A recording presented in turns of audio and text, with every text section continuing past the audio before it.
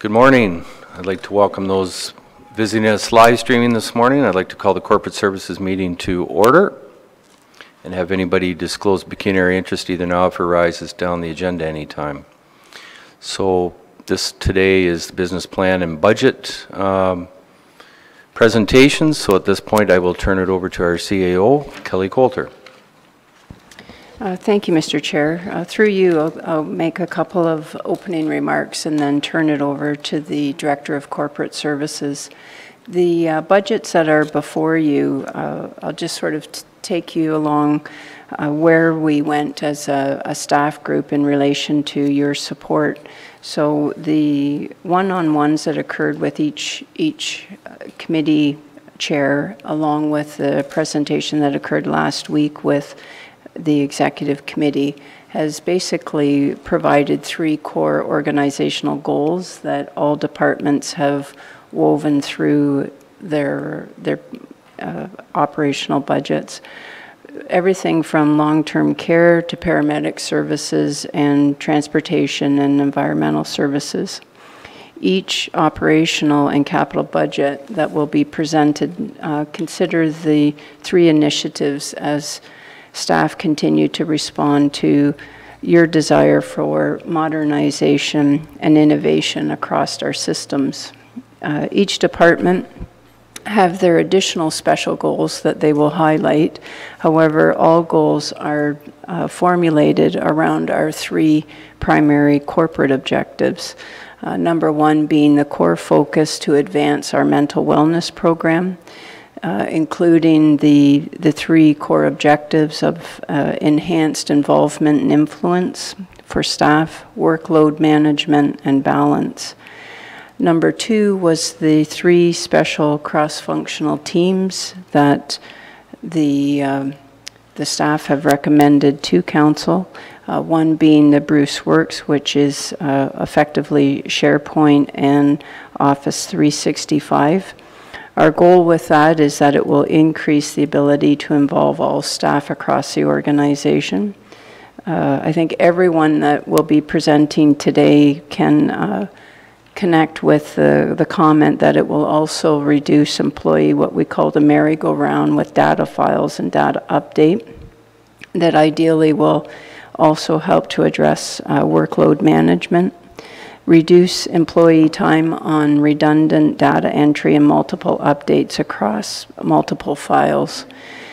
So the second cross-functional initiative is, again, something we've already started to introduce in 2017, and we're seeing the benefit of it, and that is our lean processing, which has a focus on continuous flow and delivering value to both our internal customer, so the cross-departmental relationships, as well as our external customer, whether it's a tenant in affordable housing or a client that's using our library services.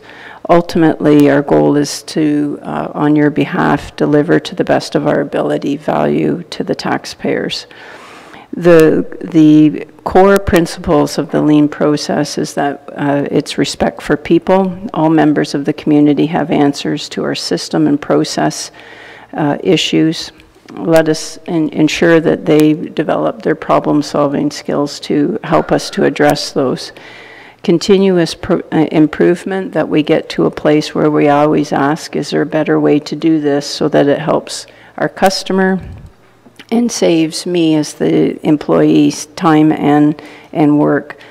Ultimately, again, improving workload management and a sense of work-life balance. The lean process will also help us to continue to involve and engage the entire employee base.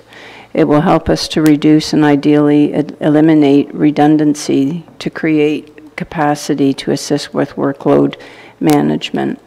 And it will help people to create, again, a sense of balance. All of this is designed to help staff to feel in control of the process and to solve the struggles that they have. The third piece is the communication strategy, which was the process following the introduction of the Bruce brand. a group have been formulated that will come before you in the early part of 2018 for your consideration of a communication strategy. The communication strategy will ideally embrace, again, our Explorer philosophy and focus on internal communications, emergency communications, and ultimately external communications. The final core goal for 2018 is the introduction of e-agenda. Many of you in your home municipalities already utilize that technology, and in the October Executive Committee meeting, you will see an update for that project. The work that the clerk has been doing has been quite exceptional, and ideally we will have an introduction of a new software that will occur around the election time, so that both yourself and the incoming council in December will be able to utilize that. So with that, I will turn it back to you. Thank you, Kelly. I will now turn it over to Betty Ann. Thank you, Mr. Warden. So we have a day and a half of budgets that you're going to receive from each of the directors, and I wanted to set the stage this morning by bringing the consolidated budget document, and this is just the consolidated for the operational capital to show you what you're going to hear about today. I'm very excited actually that this is our first year to present them separately as an fully operational and fully capital. As you know, we've been working on improving the new template, and this year we introduced the capital as a separate document so that you could see what the impacts of decisions that both directors and yourselves will make, and what it will require at the levy. So I'm sorry that I got some excited with this highlighted, the 1% levy increase. that is intentional to remind us that 1% is $420,000. But the consolidated on column M here, we can see is currently with the requests that you're going to hear today and tomorrow does total 5.1%. And keep in mind that last year our assessment growth was just over 1%, and with all of the exciting things that have been happening in Bruce, we are anxiously anticipating those numbers as they roll out later this year, and hoping and expecting that 1% growth will probably be closer to 1.5, and certainly that impacts to our taxpayers. So with that, being able to present it separately gives you an idea of the work that's been done, particularly in the operational side of it, and you can see in the document here that what was approved in 2017, 2018, what you're hearing today and tomorrow, with an operational change of $981,000 or 2.92%. And you look at these numbers, and as you hear from the directors today, these operational changes, in most cases, I would say the impact of salaries, wages, and benefits is greater than the operational change in budget, which is reflecting already a change in the way we do business, as you heard from our CAO in her opening remarks. And then in capital, we felt that it was important. We have spent a lot of time, resources, and work building our asset management plan, and it's important that we use that tool to reflect the recommendations that you're going to hear today and tomorrow. And particularly, you can the two areas that the asset management plan is so vital to, and in our transportation and in our social housing portfolios. And it's important that we bring that to you so that you can see that the recommendations, while it's a large number, the 1.2 million and the 12%, this is what we believe is required and to have a sustainability for our infrastructure. And then consolidated, of course, bringing us to a recommended total of 2.2 million or 5%. felt it was important that we set the stage for you, that you receive those consolidated numbers, and then tomorrow, after you've received all of the annual business plans, operational and consolidated budgets, we will wrap up with the operational consolidated document that is available, has been circulated, and the consolidated capital document, and drill down into it a little bit deeper so that you can see where the changes. This reflects by department. When we look at the other document, it'll be not only by department, but by the categories and the pressure categories as well. But tomorrow we will review that. So I believe with that we can, if there are no further questions and everyone is comfortable with the documents and able to access, we can move into the presentations. And I would just advise of a small amendment to the order of presentations. We are going to hear from our Director of Transportation this morning, and our Director of Human Resources will present tomorrow morning. And Library has, our Director has agreed to present this afternoon. So this morning we will begin with the CAO, Corporate Services. We will have a break, Transportation and Museum, and then we will fuel you with some lunch for this afternoon's session of Library, Health Services, Social Services, and Housing. And then tomorrow we will convene at 9 a.m., so just a reminder of the earlier start tomorrow. I will ask the question, do we have a mover and seconder for acceptance of the 2018 budget? I thought I would ask. Okay, Kelly, the floor is yours. I was hoping. Through you, Mr. Chair, we'll get right to it in terms of the, I'll just let Betty Ann get the file up first. Again, for the 2018 annual business plan, I'm not going to spend a lot of time on this because my opening remarks highlighted the majority of it. The KPIs continue on the trend that had been already established, and not anticipating any significant change there. The operating cost for governance is stable at 1.6%. The total staff is unchanged, and the number of organizational projects with goals of innovation and cost containment, again, is unchanged at this point. The projects I highlighted that, sorry, just, Betty Ann, if we could go to the the next page. The mental illness program in terms of our assessment. Sorry, back together. No, yeah, we haven't run through it yet. So the first is, again, the continuation of our focus on mental wellness and program assessment.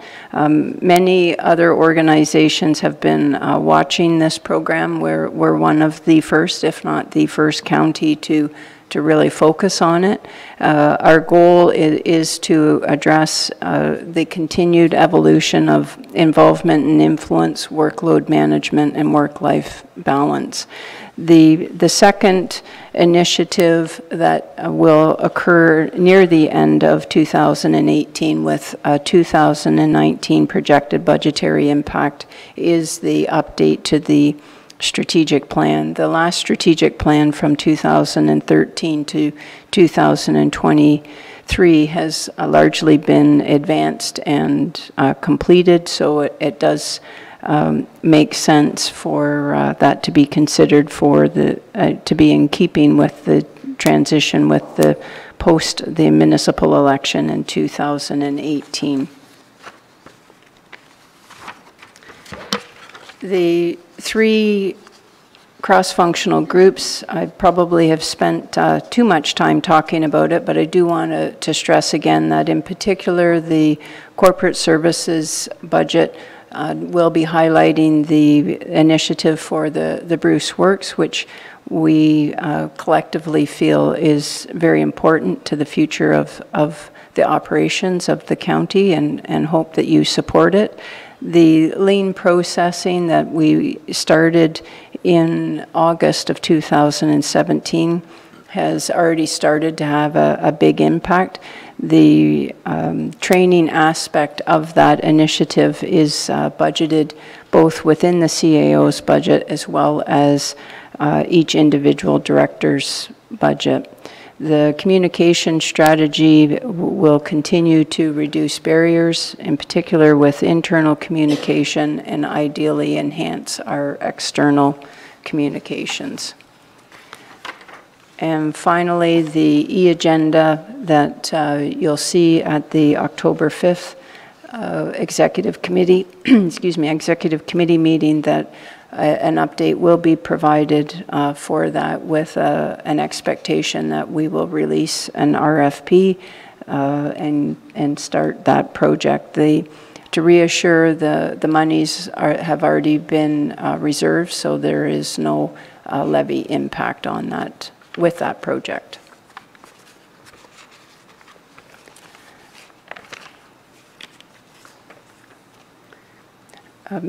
Mr. Chair, how do you wish just to continue, and if there's a question, sure. Then? If anybody has any questions at any time, just step in. Okay. So the sheet that's before you is the dashboard for the CAO's, Office of the CAOs, and you will, by the end of today, feel quite comfortable with it. We are all following the same format in our presentation.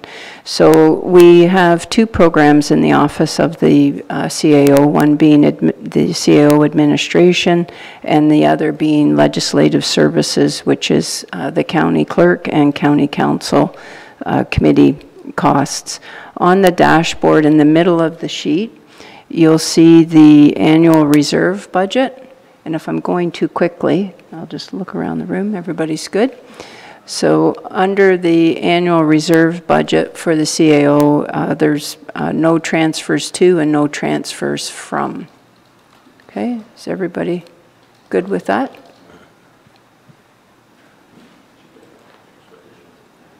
Yeah. That's what it's supposed to be. Yeah, yeah, it's supposed to be zero. Yeah, yeah. Yeah. Let's just focus on this one. It's a zero. For sure. The overall, and then moving down, so budget targets by percentage, you'll see the shift in terms of capital versus operating split. And I'm going to take you down one more level for the budget increase / percentage. The CAO administration, you'll see, is a reduction of 43.2%, and the legislative is an increase of 2.8%, with the net being a reduction of 13.6%. And much of that reduction is driven by changes with human resources and a permanent funding reduction from the special initiative of the Bruce 150th that will mature at the end of 2017. So that money is being put back into the pot of the organization and being reduced. So the net impact on the taxation levy under the portfolio of the CAO is a reduction of $144,971, or again, as a percentage, 13.6%. Okay, so moving on to the total analysis department sheet. Again, the CAO as a program for administration has a reduction of $164,000, and legislative services has an increase of $19,000.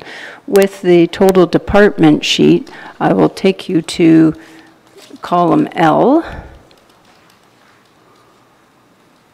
Sorry.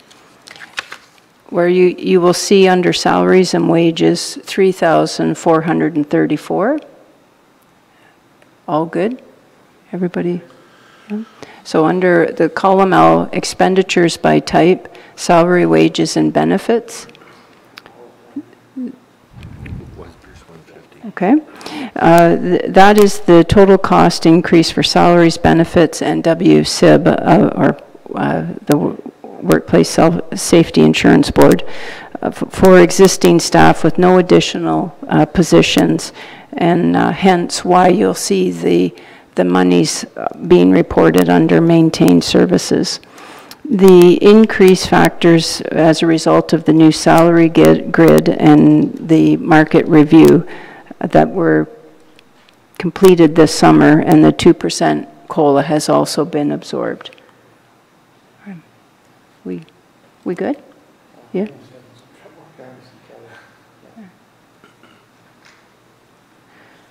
Yeah. Just.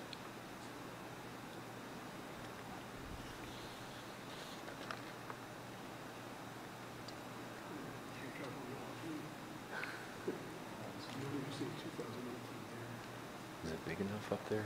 Yeah. Can we make that a bit bigger?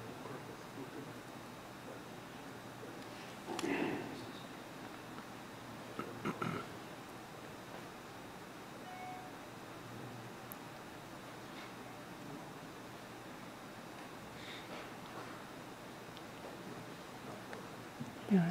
You have your old one. Yeah. Okay. Sorry, Betty Ann, can you assist? I just don't want to carry on, Mr. Chair, until. Is it easier to follow up here? Is it easier to follow up here, or?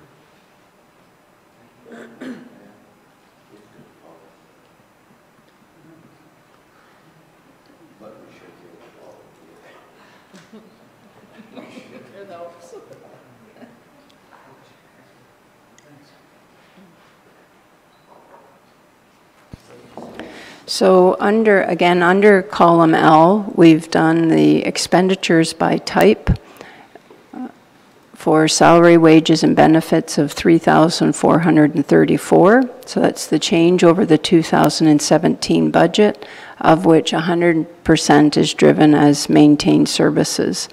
Under the staff-related costs, included in that grouping are travel, conference, training, and meals. You'll see a reduction of $30,250, of which $250 is normal maintained services, just a small reduction of that's not needed. Under council priorities, that's the maturity of the Loyalist training program. So the reduction is that we've completed the Loyalist program, and $30,000 is not required for 2018. Moving on, under contract services, you'll see a decrease of $12,300, of which $300 is, sorry, I forgot, I need to highlight under the adjust base. The $5,000 under the adjust base is driven by a recommendation to reduce legal cost requirements, that we're not anticipating needing as much legal for the 2018 year. Then the $300 again is a small reduction under the CAO's office, and then $7,000 is again the give back in terms of consulting services that was connected to the Loyalist program. The next item under material expenditures, you'll see a reduction of $105,855, and that is the maturity of the Bruce 150th program. So again, that was a council priority for 2017, and you can see it's being removed from the budget as for 2018. Under the revenue section, you can see with the CAO's office that generally there is no revenue. And The $30,000 that you see from own funds is, again, the reserve impact of the e-agenda project. So there's no levy impact because it's already been reserved in prior years.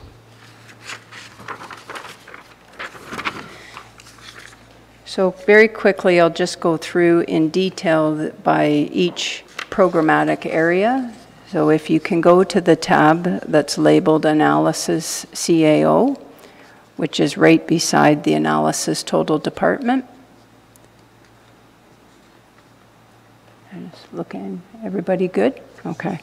So again, we'll go to column L. You can see that the CAO administration, there's a $164,000 levy reduction.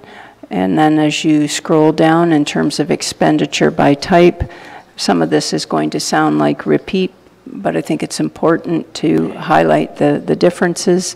Under the salary, wages, and benefits for maintained services, you'll see the reduction of $21,166. That's a permanent savings that is being reduced out of the CAO's budget.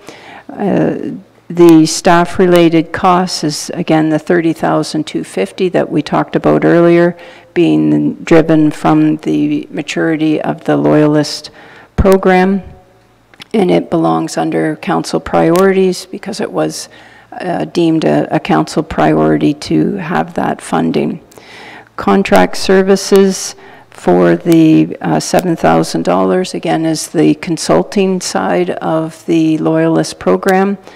And finally, the material reduction of $105,705 is $105,000 of that is the maturity of the Bruce 150th program. And again, under revenues by type, as you scroll down, you'll see that it's all zero, again, under the CAO's office. I'm not stressing that too much, I don't think. So we'll move on to legislative services. So in legislative services, this is all of the costs for county council committees, as well as the county clerk. The total impact is an increase to the levy of $19,450. Again, we're in column L. Everybody can see it? Good? Okay. And as you scroll down, the distribution of that $19,000 is driven by salary and wage and benefit increases of $24,600, and included in that number is an assumption for 2% for the elected officials, as well as the market review results for the clerk and deputy clerk positions. The contract services, again, is under the adjust to base budget of $5,000 is the reduction of legal that I raised earlier. Okay. The only remaining item is the headcount for the CAO's office is not changing in 2018. There's no recommendation to increase or decrease that requirement. And I can answer any questions through you, Mr. Chair. Sure. Thank you, Kelly. Any questions of Kelly?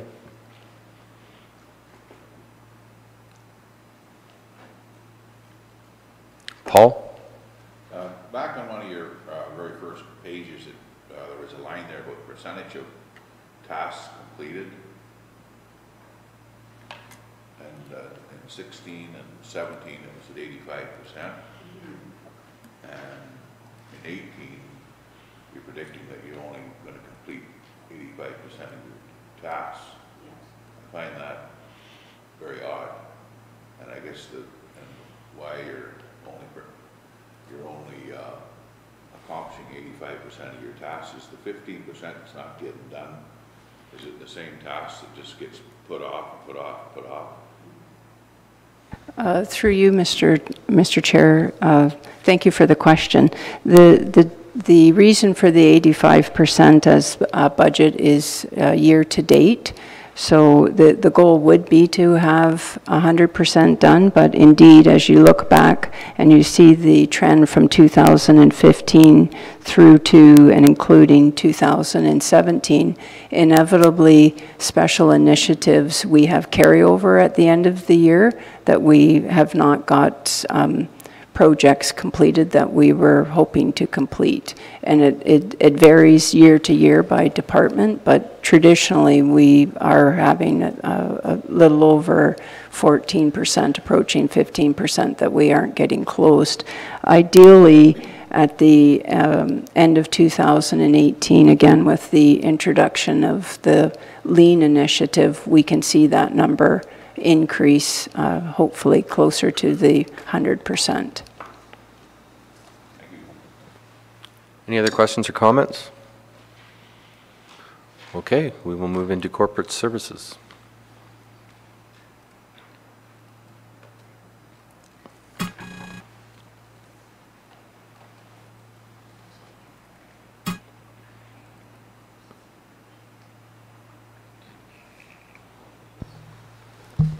Give everyone just a minute to find that file. If you're okay, I can give you a little bit of help.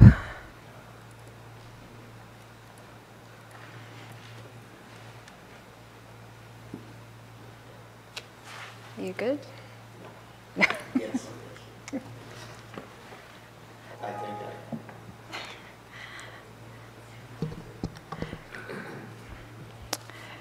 Thank you very much. We will begin with the business plan for corporate services. And as our CIO mentioned in her opening remarks, that we are embarking on some exciting opportunities in 2018, and certainly excited about that within the corporate services department. And one of the items certainly, of course, is the lean process, and so I thought I would start that in 2018 business plan, and as a result I have only 3 major initiatives. That was supposed to be light humor. Thank you. But all of those initiatives, even though there are only 3, they are very large tasks and ones that we want to tackle. And all 3 of them support our corporate initiatives: communications, lean methodology, lean process, and Bruce Works, and all are identifying our own strategic priorities: leveraging technology by using modern and efficient ways to do business, eliminating our own red tape, assessing steps and actions that don't add value, and exploring alternative options to improve efficiency and service, and encouraging the application of lean process. And if you look at our key performance indicators that you probably can see, we've tidied those up a bit, but each one of those focus on service and offer a goal to streamline. And while these specifically just speak to the numbers, as we move forward with the lean process, we'll be expanding on those and saying, this is the number of invoices, or this is the number of service desk tickets, but what does it actually cost us to do that, and what is the time involved in doing that, and removing those items that the steps that don't add value. So the 3 major initiatives that we're introducing is the first one, implementation of the modernized operating and capital budget and forecasting tool, including a salary planning module. The finance team has been very active over the last several years in introducing the templates that you're seeing today, and we want to continue to lead that process and be able to integrate the current financial systems to work seamlessly with the new budget framework.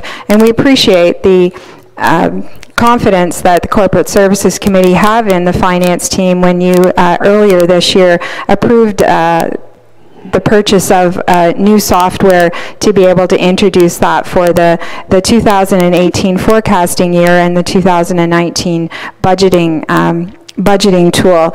So for the first year, there will be in 2018 the internal resources certainly that will the expectation of that, and then the software fees won't apply, and the capital the capital portion was included in 2018.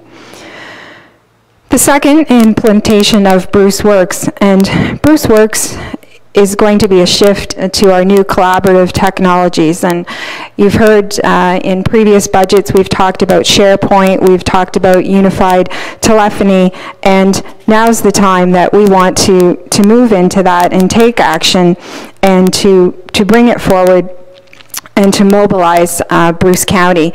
And we think that using the terminology Bruce Works is it's simple, and yet it sends a message that this is the way that Bruce is going to work in the future, that we're going to modernize and we're going to have efficient way to do that, to do our business. And it's going to enhance the use of common shared data while enabling technology and leveraging the technology that we speak about in our strategic priorities and our strategic goals.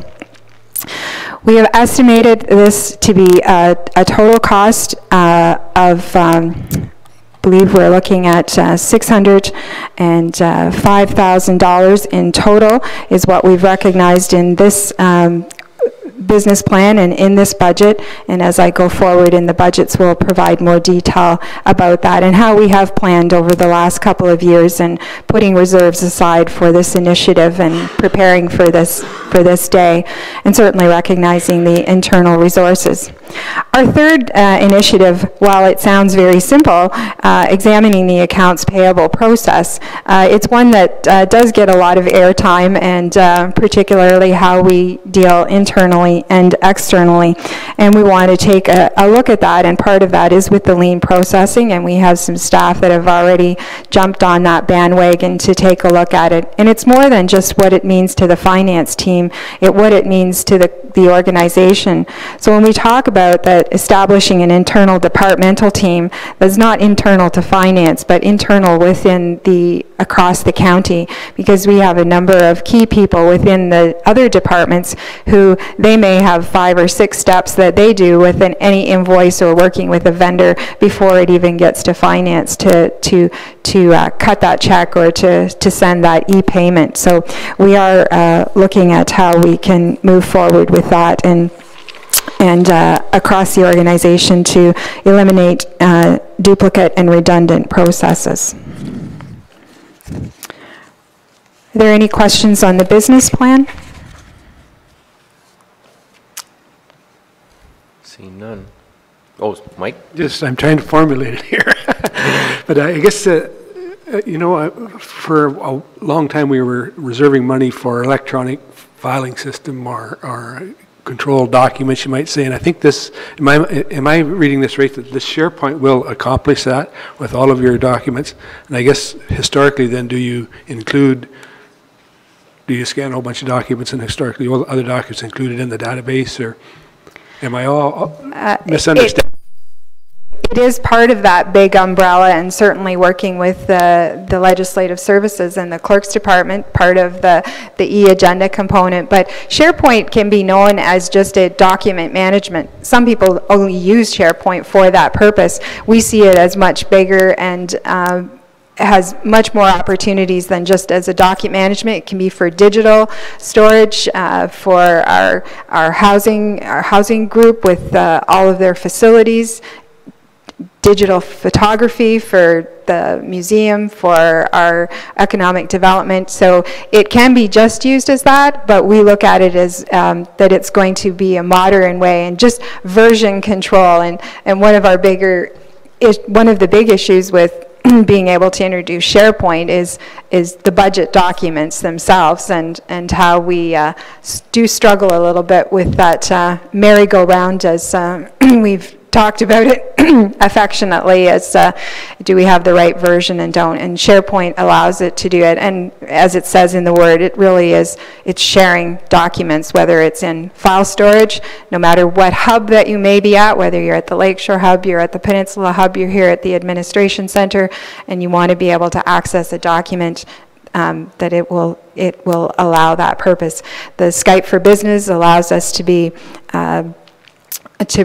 to no matter where we are on the planet, we can have communication, and so certainly taking those recommendations from our, you'll recall the rental travel mileage cross-functional team that suggested that this is a new way of doing business. We don't all have to sit in the same room and we can encourage that, and certainly that was part of the operational review as well. So taking all of those recommendations and then being able to deploy those applications in a common environment. And the other side of it is that certainly our manager of IT, he would love to share his experiences with you and could talk about it probably much more eloquently, but it's just the use of our the cloud base and how we move and that we remove the barriers that our own infrastructure sometimes gives us. And you'll see that as I start into the operational and the capital budget and what that does for you. And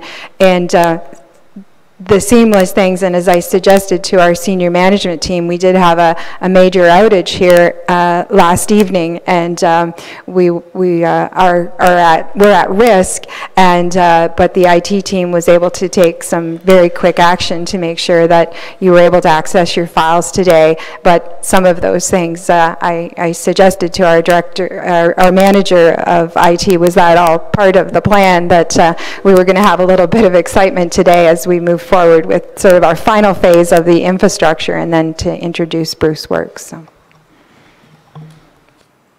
David? How does this work with security of all our documents being out in the cloud, so to speak? And do we need, is it going to require more security, or is that part of the program? That will be part of how we move forward, and as the director, certainly, and at the senior management team, we've already addressed that concern, and we've had presentations on what that what that means to you. And at a future corporate services committee meeting, I would commit to bringing a report back to you as to how that would all move forward, and that we wouldn't be putting the county at risk.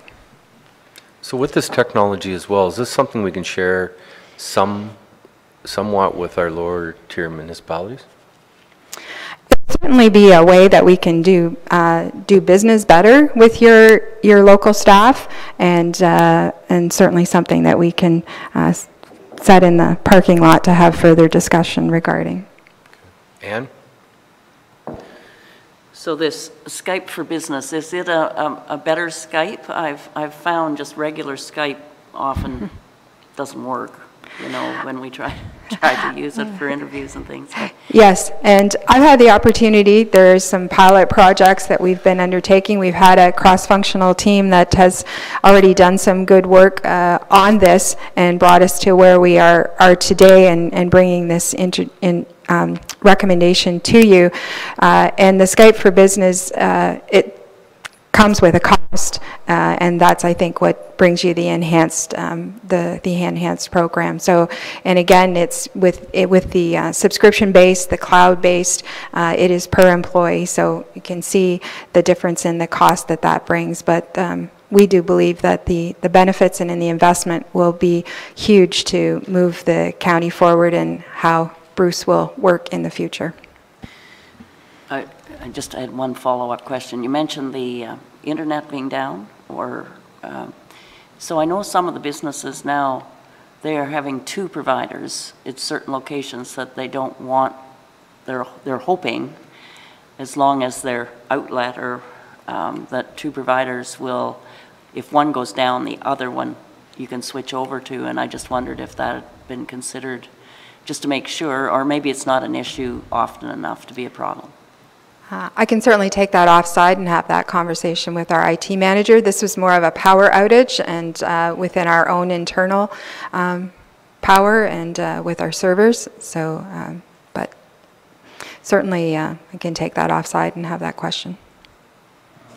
We're getting so dependent now on technology that for certain businesses, they are really dependent, and it costs money. So I don't know whether it applies to us or not.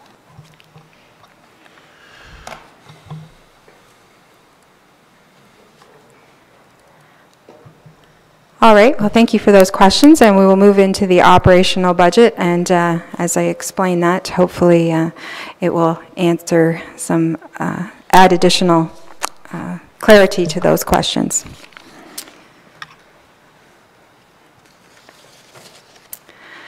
So, services operational budget, we have 3 programs that are identified. And you can see them there. We have finance, which is all the operational costs for program support, and that includes the purchasing division, everything from supplies to salaries, staff, training. Within facility management division, it includes, and this is an important note, it does include our rental income for the Cayley Street complex and also interdepartmental rents, including the library headquarters. Do you recall that the corporate built that headquarters, and they are charged a rent, which you will see in the library board. And then all operational costs, including utilities for Cayley Street and Park Street, and some minor expenditures for the library headquarters. Information technology, all operational costs, again, everything from supplies, staff training, salaries, system subscription contracts that we talked about, Office 365, MS Office, and the Bruce Works initiative. Health services, I should likely retitle this given our new health services department, but it includes the grant commitments to health organizations, including the Grey Bruce Regional Health Center and the Wingham Hospital.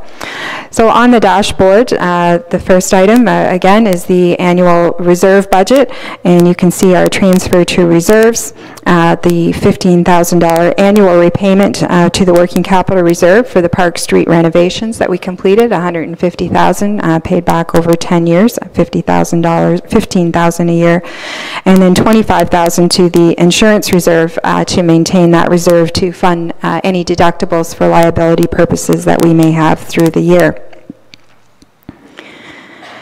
So there are a number of items that we're going to highlight. The first, of course, is the overall increase of 10.1%, or $360,932.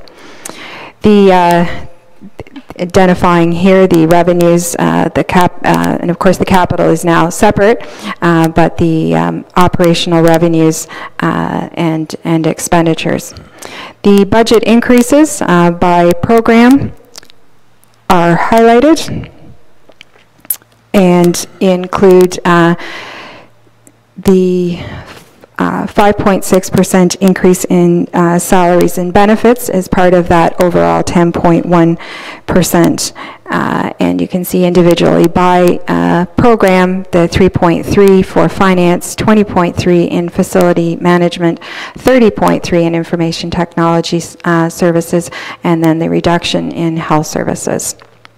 And in salaries, the finance 4.9, facility management 13, information technology 4, no change, of course, no salaries and health services for the total of 5.6. The $360,000 increase does include the $235,000 net costs, so there's additional costs as a result that aren't funded, aren't recommended, or no reserves available for Bruce Works, and I wouldn't be doing my department service if I didn't suggest without that we would be presenting you a 3.5% increase, which also includes the 5.6% increase in salaries. So the 3.5% increase then is categorized under our maintained services, and then you can see the we do have the council initiatives that are related to the health services grants, and then under our initiatives, certainly Bruce Works, as we see as a service initiative, and generating the 26% in information technology. Move to the total department analysis sheet, and this worksheet highlights the change in the gross expenditures before any revenue is applied. And again, we will refer you to column L, and we will update the changes. So in the finance program, the 38,000 increase, and in facility management, 45,000, information technology, the 740,000, and under health services, a reduction of 50,000, which is the 2017 grant to the Chapman House that was a one-time grant.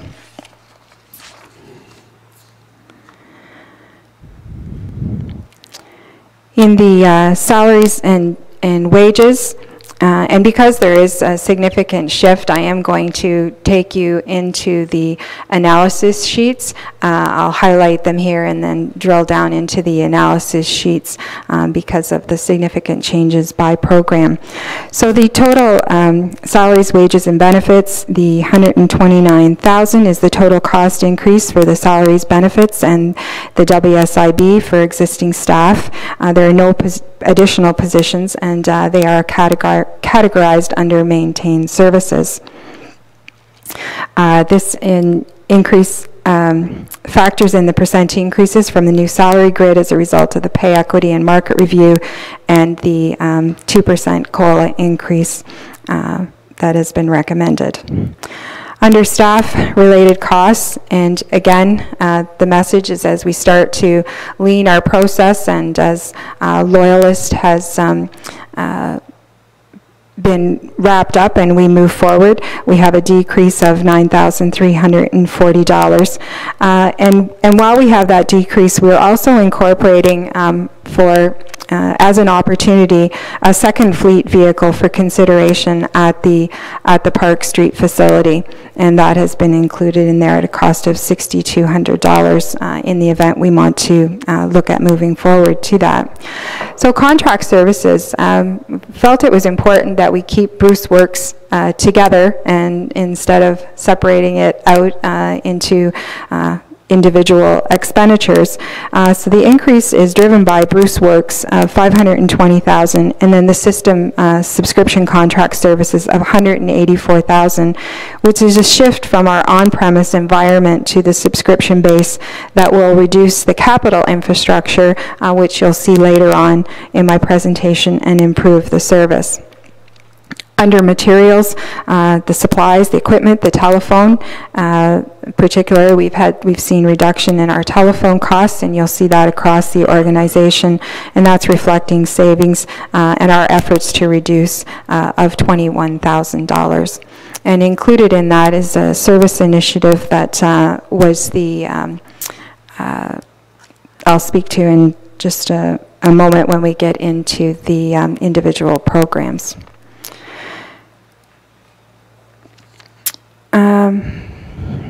The transfers from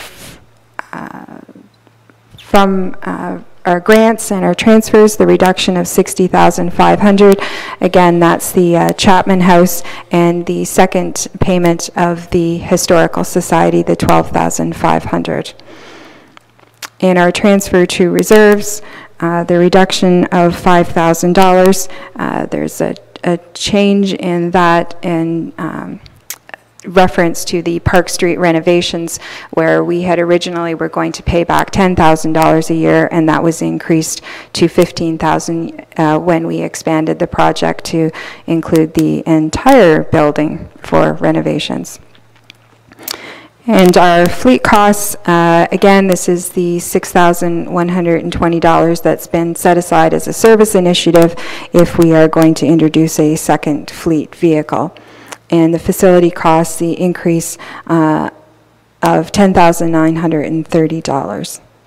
So the total net expenditure that we're looking at is $775,000. Our revenues, again, is limited to rental income, and we'll discuss that as we move into facilities. And then the transfer from reserves, the large ticket, of course, is the $400,000 to fund Bruce Works.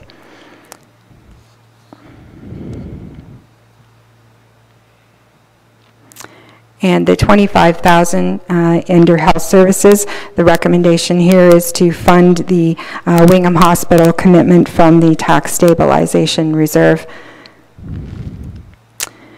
And now I would like to move into the analysis finance, so the next tab right beside the total department.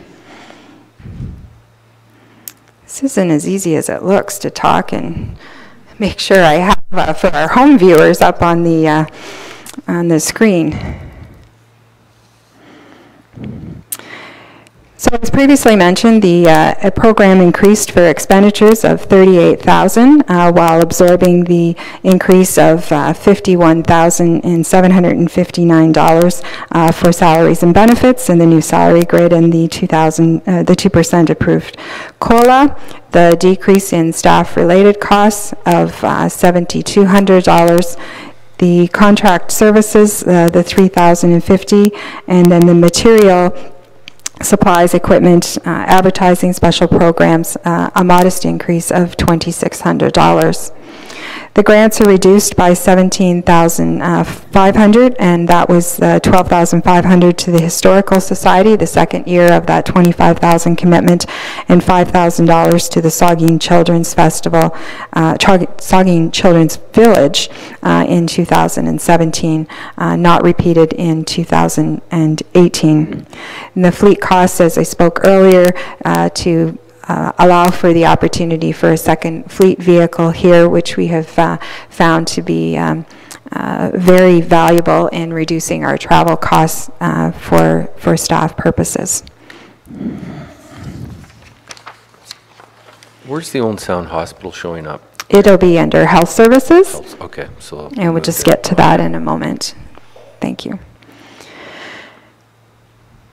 So I will point out just for the head count and that you're seeing this full-time equivalent, the 0.17 increase. You will recall in 2017 we shifted the legislative services from corporate services to the office of the CAO, and as a result 1/3 of the Director of Corporate Services position was part of legislative services, so they didn't want to take my 1/3 with me, with them.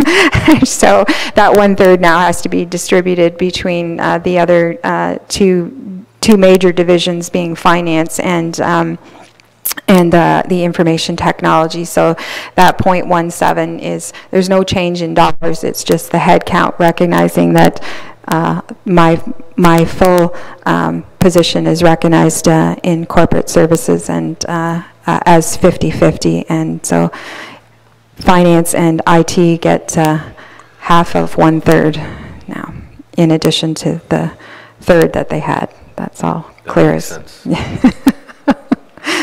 I'm glad. Yeah. We'll move on to facility management. So this program grew by $29,000 between 2017 and 2018.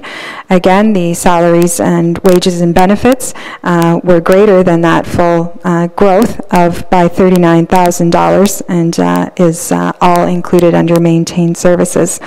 You will recall that as a result of a supervisor retirement earlier this year, there was a promotion and approved a part-time 0.7 position was added to accommodate the amalgamating of the two supervisors' position to one manager. So that is what's driving that 0.7% change. Again, it is in the adjustment to base as it was approved in 2017. Staff-related costs, again, we've taken an approach, a lean look at, and we've an increase in the staff-related costs, and then under, a combined decrease in the staff-related costs and materials because they were minor, but a total decrease of $24,900. And then contract services. Make sure I get into the right spot here. Yes, sorry. So the staff-related costs and the contract services, the materials, and the facility costs, there are just modest changes for an increase of the $6,150. Sorry. And the revenues, of course, as I mentioned earlier, the lease renewals at Kelly Street that you've been hearing about in corporate services are estimated to increase revenues by $13,900 under maintained services. And we did have a small adjustment to base as we transferred some expenditures through the program into facility management, particularly staff.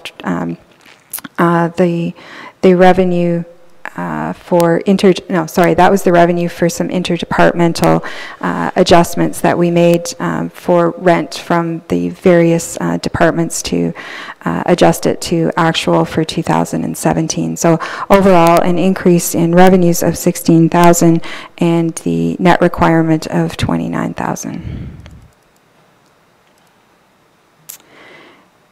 And information technology.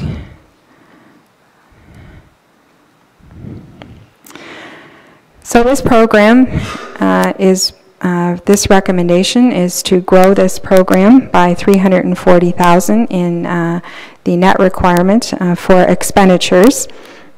And there's a number of drivers, of course, not the least, which again is Bruce Works. So salaries, wages, and benefits, again, no changes to headcount, but under maintained services, the results of the percentage increases is $38,847. We have staff-related costs and material that we have combined for a decrease of $24,912. In the contract services, $22,000 has been recognized as maintained services, and then the remaining increase of the $704,000 is attributed to the investment required to change the way in which we do business and the way that Bruce, we hope, will work in the future. Just under that, Betty Ann, can you please help me understand how we're paying for Bruce Works again? So Bruce Works is, we have, in the past, we have been setting aside a number of reserves for that purpose, for SharePoint, for unified telephony. We know that our telephone system in this building and in other of our other hubs is on the verge of failing, and we have been looking at options of what we would do. So if Bruce Works in the way it's being presented as an overall umbrella for the county to move forward, should it not be approved, we're still left with aging technology, and that is going to have to be addressed in some fashion, and some might suggest that might be a more expensive solution than having the solution that we are recommending today. So for Bruce Works, we've been able to offset it by what we've been calling the last couple of years SharePoint reserves, the unified telephony reserve, and we've also recognized that, and it's more when we come to the capital, but since you've asked the question, we made a decision this year that it made more sense for all of the capital hardware expenditures to be brought in under the IT portfolio. You'll recall that in the past, each department held a budget for hardware replacement, and that deployment had been delayed over the last couple of years, and I see nodding heads.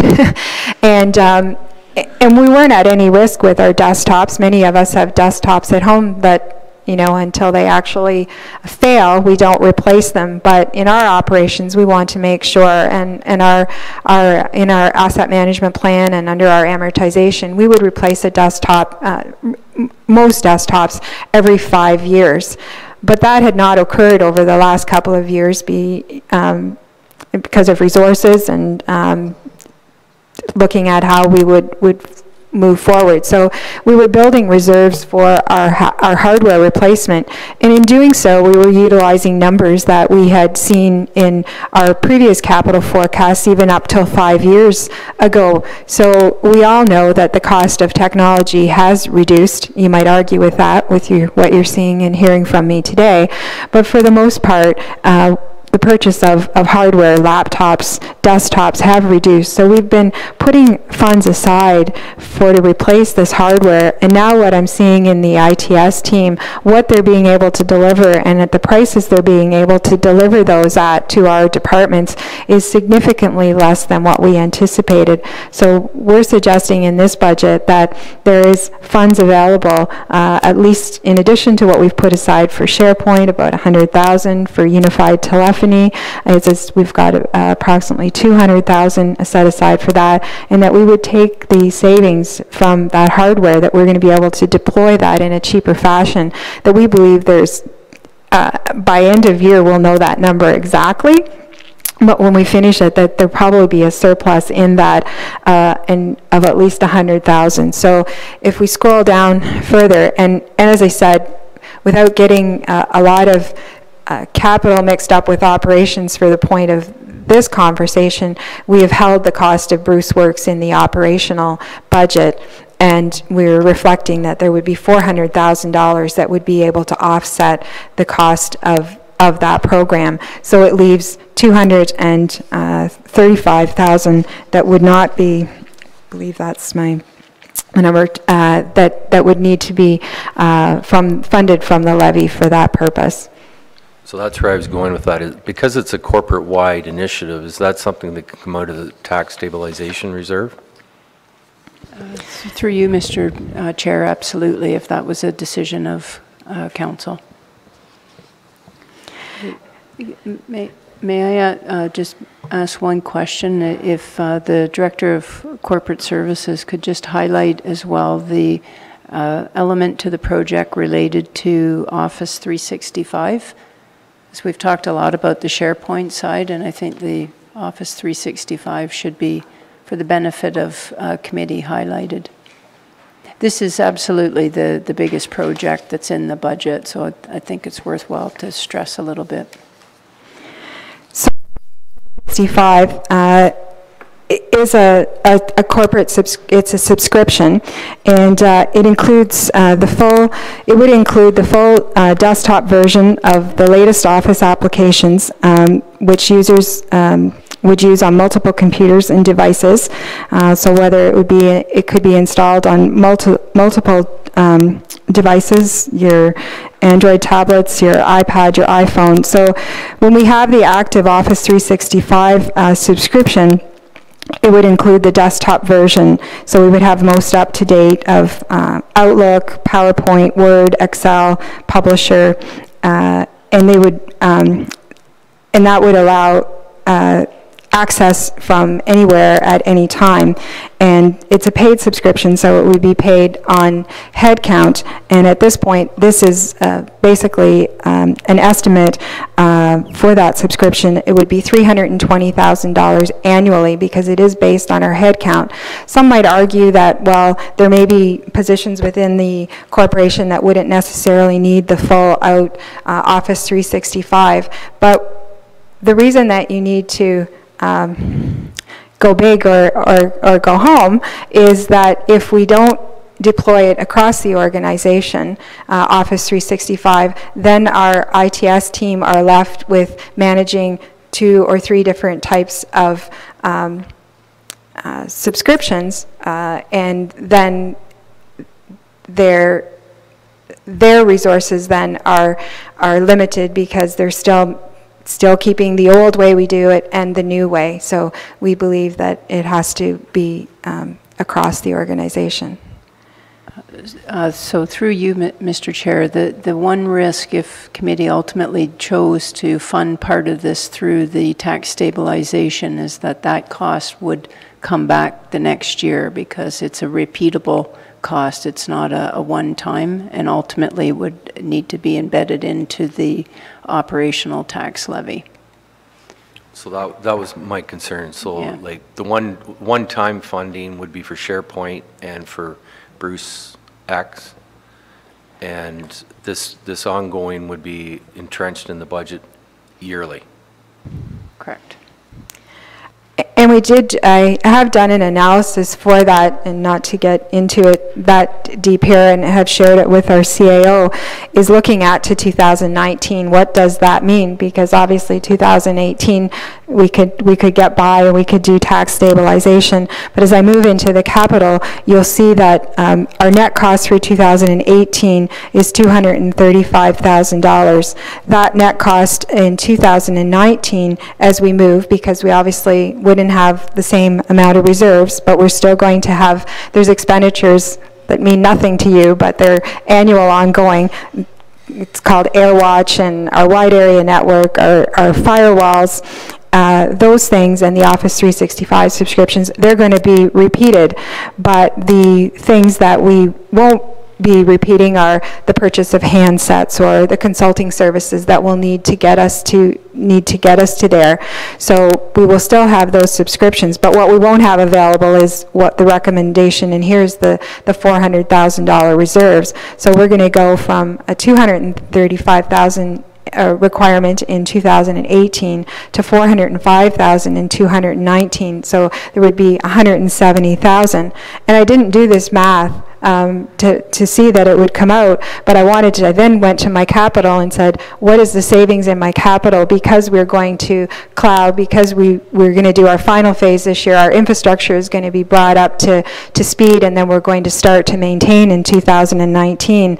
And the number was $166,000 that you'll see when I get to the capital, that is the capital is going to reduce by $166,000, which is offsetting. And so I went to the CAO and presented this analysis to her. I was like, I didn't do magic. It was just, I knew there would be a savings, but was it big enough to be able to manage the ongoing subscription? So I was surprisingly pleased that as I sit here a year from now and present that we would be able to show the savings in the capital. And I think that's why it's so important that we have split the capital and the operations out, so that you can see the impacts, but the significance that it means. But in doing that, you do have to balance both of them. Kelly? Sorry, if I may, Mr. Chair, just one additional comment and compliment both to Director Cobain as well as the manager of IT, Mike Kirkpatrick, and his team, that the project, this project on its own is quite innovative and has the potential to change how we work in a dramatic way. And in addition to this, they have also committed to complete the FMW project for the budget software, the ongoing work with Avanti, Grasshopper that's driving the centralized scheduling change, so that they are committed and they are absolutely altering how we work, and we will see the benefit in future years without a doubt. So not to belabor it, is there any way we could put something together just on this specific whole program and maybe a 5-year outlook? Is this something that we could implement over 2 or 3 years? I'm just putting that out there instead of spending a lot more time on it. Absolutely. Wouldn't be doing my job if I didn't ask that question. But if I do support it being a one-time and get us moving forward. We've been talking about SharePoint, and I think the lean process is telling us to stop talking and start doing, start finishing, and I think this is an opportunity to start finishing. Okay.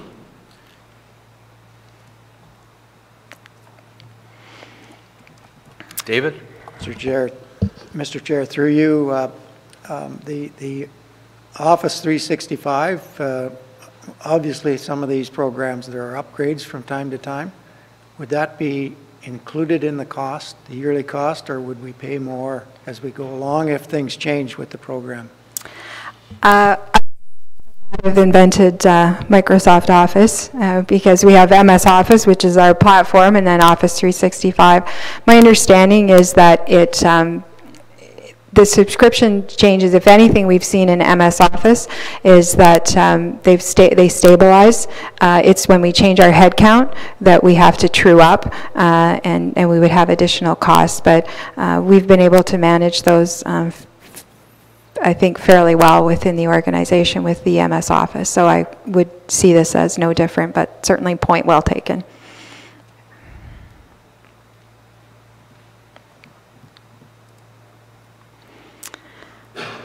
Can move to health services.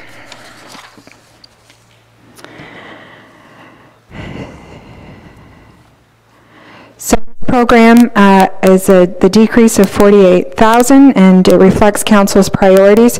And we do present it in maybe a little bit differently than we would in other areas if we didn't, but I think it's important that council, that we remind our taxpayers that you are committed to providing these projects that are outside of your mandate, but you have supported the Grey Bruce Regional Health Center, and those 5 years flew by fairly quickly, and so that's showing council's priority as the $200,000, and 2018 will be your final year for that commitment, and then the $25,000 to the Wingham Hospital is the third of a fourth-year commitment, and then being funded from the reserves for that purpose, from tax stabilization for the Wingham contribution, and then recognizing the Chapman and the Chapman House commitment. So we can see the adjustment to base where we took out the 3 commitments and then we added in the 2, so the $50,000 from the Chapman House. We had an old hospital reserve that was recommended last year. We just eliminated it, so there was $2,000 that we were able to apply to that expenditure last year that has been eliminated. So that's the $2,000 that has made it to the $48,000. And I'm not aware of any asks at this point for health services purposes that has been built into this budget. So returning to the department sheet, just to speak to the head count again. So when you're seeing the 0.91%, the analysis total sheet, you're seeing the 0.91% change, and you can see that's all in the adjustment to base. So again, the 1/3 of the director's position and the 0.57 added to facilities as part of the restructuring in 2017. And finally, on the dashboard, wrapping up again that 10.1 and 360,000 ask, which I hope I've been able to explain, is for the most part you can see where that is in information technology, and certainly part of it driven by the salaries and wages increase as well. Good, thank you, Betty Ann. Any other questions or comments for Betty Ann? That was for the operational, and can present the capital.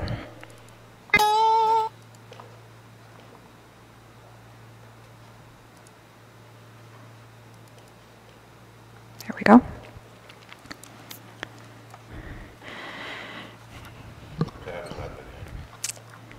Dashboard under capital. So the 3 documents that we're including under corporate services, there will be one titled Corporate Services 2018 Capital. That's the document that I've moved to. And this is, we had that short refresher back at the October session, and so hopefully we can, there are a number of tabs that, I guess I should mention, there are a number of tabs that we don't speak to, but they have been left there for you to review. Certainly the notes, if you want to drill in and find out more or don't recall from our discussions today, that we would direct you to those tabs to be able to find out more information. So the corporate services capital budget reflects the 3 program, facilities, IT, services, and finance. And within the categories, you can see, as we explained in the refresher, that there are a number of categories, but individual departments won't be impacted in all of those categories. And for corporate services, we have 4 categories that include technology, which after 2017, as I mentioned, includes the desktop and laptop hardware for all departments. So the increase in the ITS division is offset by the decrease, which you will hear about from other directors in the other departments. It also includes the MS Office licensing across the organization. We've always capitalized that, and today you heard the Office 365, which is in our operations, but for the presentation purposes, we left it that way for clarity. And then, of course, the final phase of the infrastructure upgrade, which will prepare us for Bruce Works.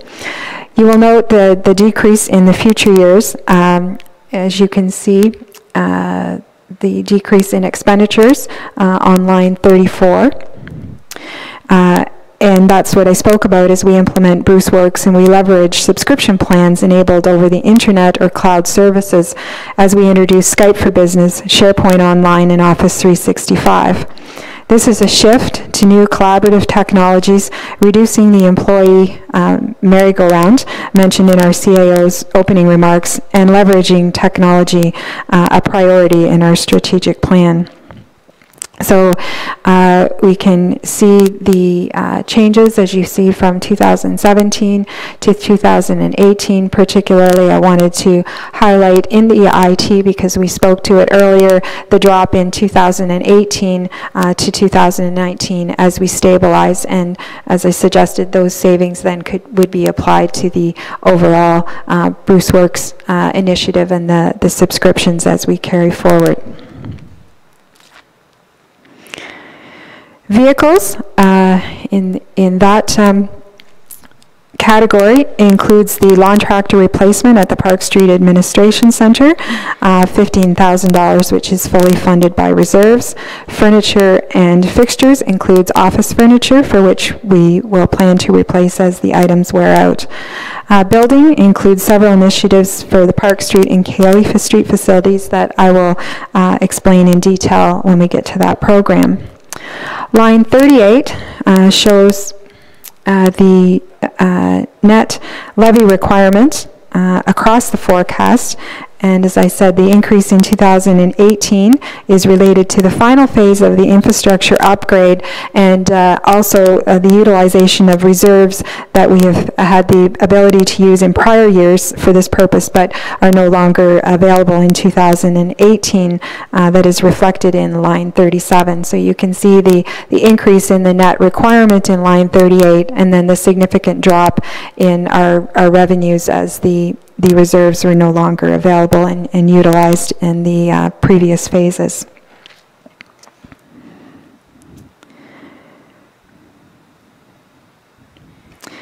There are the transfer to reserves on line 35. You can see that we've been able to maintain that a steady rate in order to stabilize and manage our future capital spending. And that's one thing that particularly with our facilities,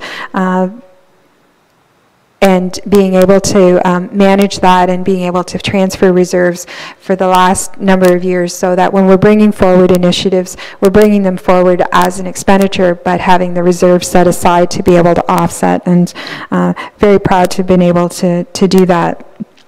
In lines 41 and 42, we show the 173 transfer to reserves and spending of $352,000 in previously established reserves. And now I'm going to move to the summary sheet. Just telling you, directors, this is, you got to have do two things at once here. Summary right beside the dashboard.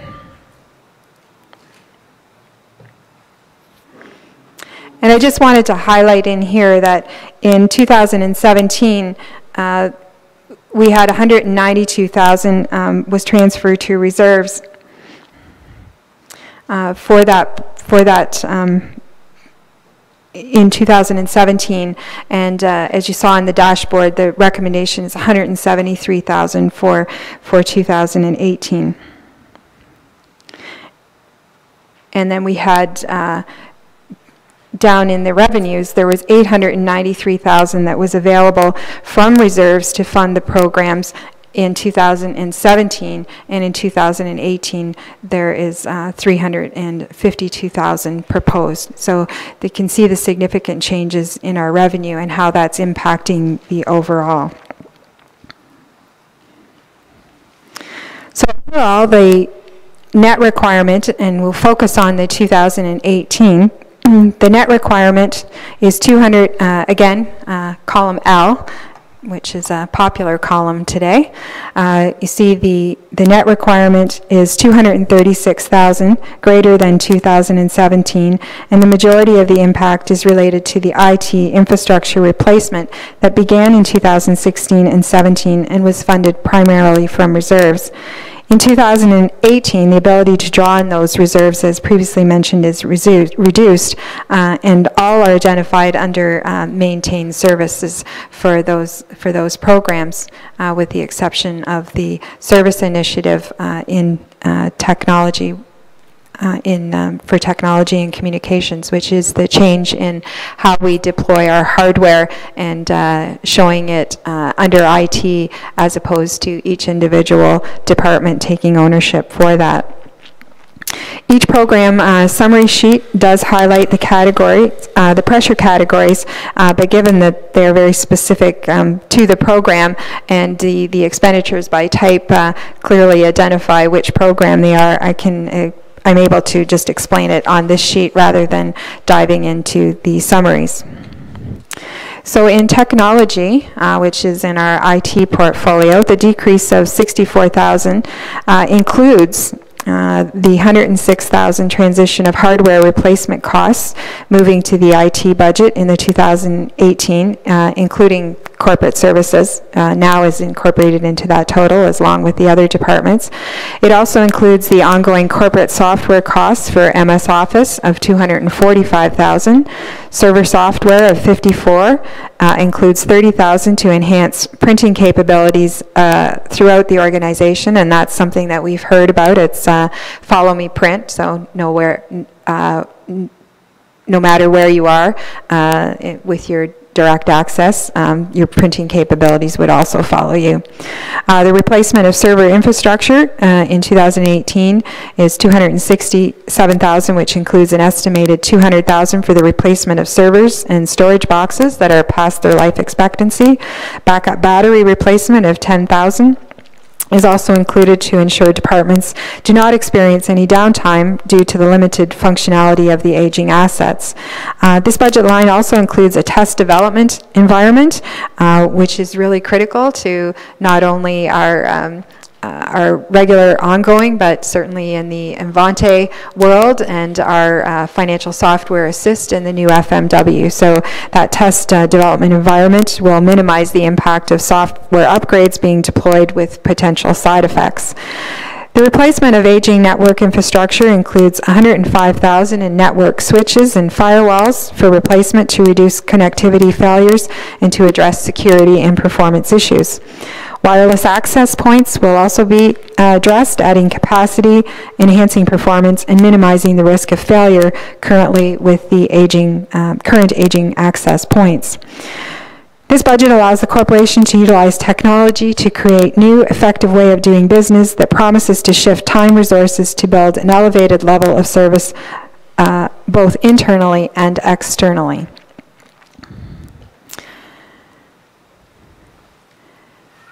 In vehicles and machinery, again, that is in our facilities division, and that is the purchase of the lawn tractor, which would be fully funded from reserve, shown in the revenues below.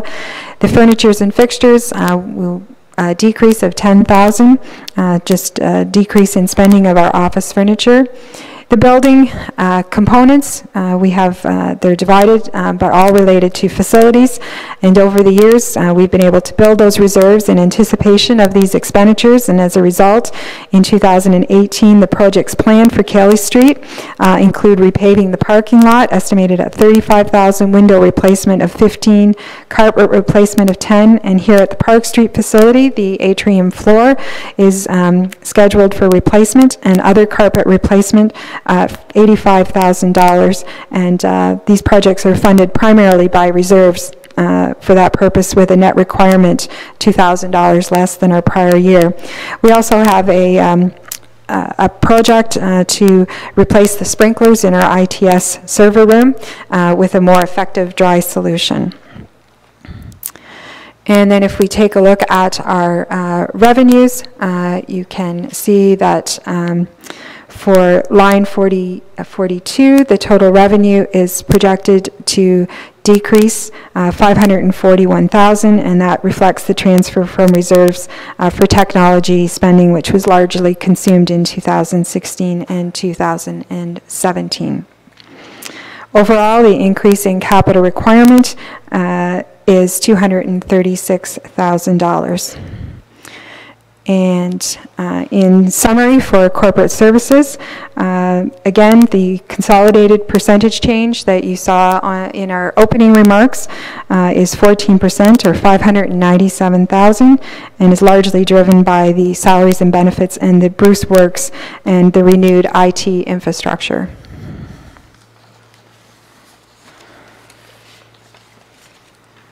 Are there any questions? Ann?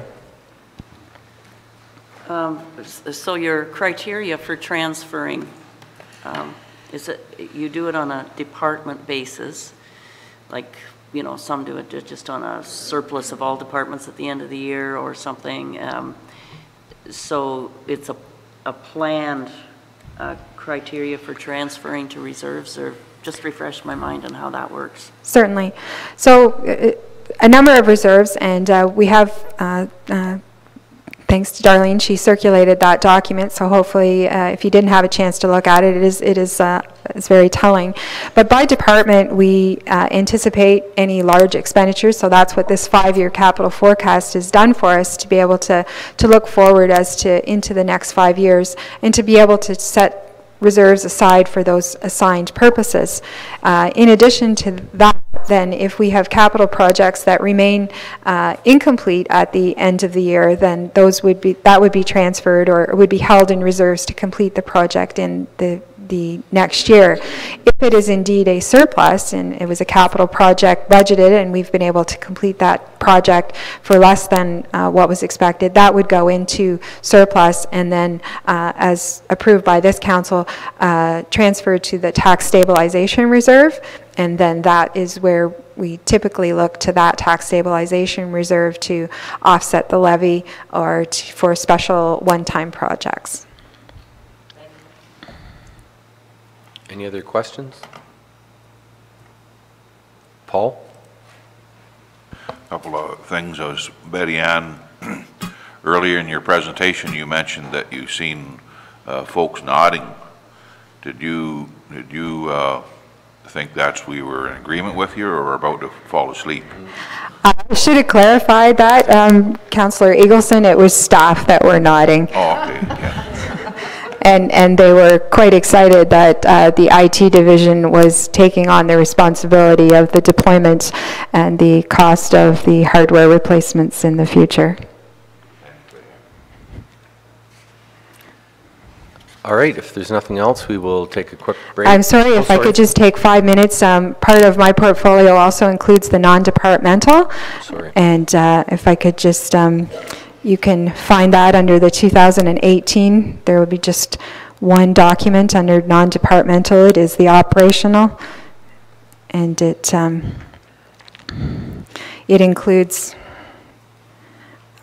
as you're finding it, I'll just remind you what the non-departmental, it basically includes taxation, provincial offenses revenue, interest earned, interest paid to reserves, allocation from the tax stabilization reserve, the WSIB reserve to offset the levy, the county art show, an annual $5,000 contribution, assessment services, long-term debt, the SWIFT special funding, the coyote and beaver bounties, just the types of things what you might expect to find in non-departmental. And typically they're fluctuating, and if they were left in any single budget, it could skew it significantly. And so that is what you're seeing is impacting the budget with the 8% or 113,000. And I just really highlight for you on the dashboard the transfer to reserves for operating. Is the estimate that we would pay to the reserves for interest and would be transferred for that purpose. The transfer from reserves for operating includes the 172,000 for the SWIFT annual contribution, the 250,000 from WSIB reserve, and 275,000 from the tax stabilization to reserve the to offset the levy, and those are all budgeted at the same levels in 2017. Line 42 in the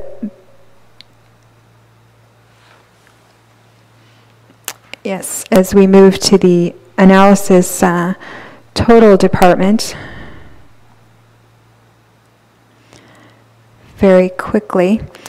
So you can see the change in the our own funds, what we have available, and that 148,000, and that is a transfer from the reserves. You will recall last year we included funds in the non-departmental to implement the market study review, and that 148,000 is the contribution towards that, and it's not included in the 2017 budget. So the budget, the expenditure is shown in the individual department budgets to reflect the actuals and for budgeting purposes, for comparative purposes, but then the revenues from that's not being repeated, the 148,000, and that's really what's driving that change of the 113,000, because it's not being repeated.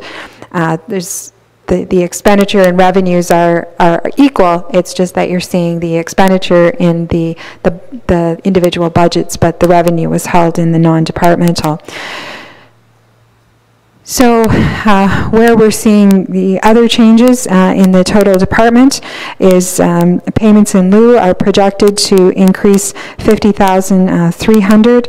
Supplementary taxation increases 20,000, and I certainly, at your local tier, lower tier level, that supplementary taxes and tax write-offs, our assessment at risk can fluctuate significantly, and that is just estimates based on our prior year's experience.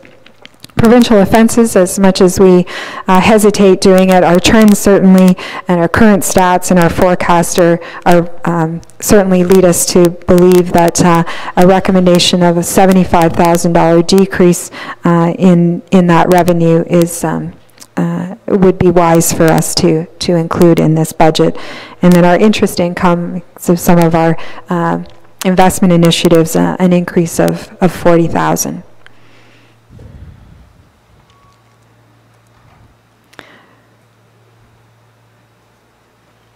If there are no questions. Any questions for Betty Ann?